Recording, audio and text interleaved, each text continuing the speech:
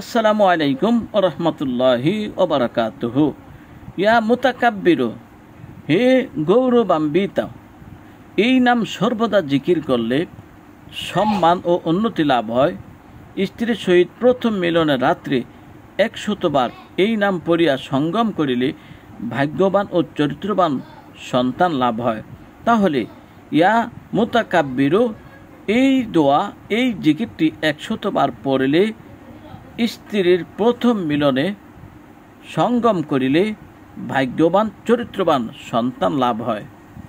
তারপর ইয়া খালিকু এই নাম 7 দিন পর্যন্ত অনবরত প্রত্যহ জিকির করলে সমুদয় বিপদাপদ হইতে নিরাপদ থাকা যায়।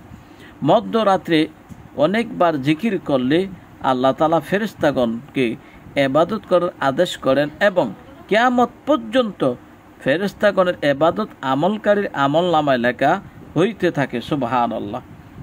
তারপর ইয়া বারিও এই নাম প্রত্যহ 224 বার করিয়া পড়িলে বিশেষ উপকার ও ফায়দা লাভ করিবে।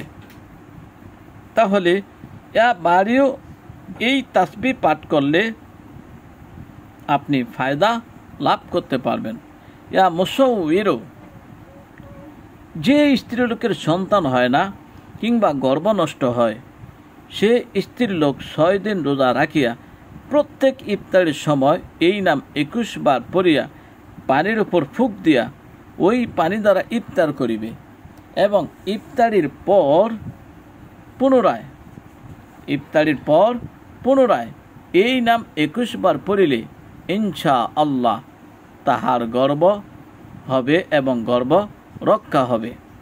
ইয়া গফফারু হে অপরাধ ক্ষমাকারী নিম্নলিখিত এই নাম জুমার নামাজের পর 100 বার পড়িলে গুনাহ মাফ হয়, যাবতীয় অভাব দূর হয়, সুখে বাস করা যায়। তাহলে ইয়া গফফারু ফলে 3টি উপকার: গুনাহ মাফ, অভাব দূর, সুখ।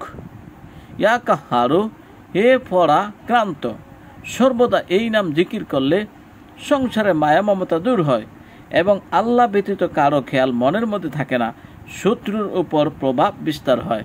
তাহলে ইয়া কাহারু পড়লে সংসারের মায়া মমতা দূর হয়, আল্লাহর প্রেম, রাসূলের প্রেম হৃদয়ের ভিতরে আসে এবং শত্রুর উপর প্রভাব বিস্তার করা যায়।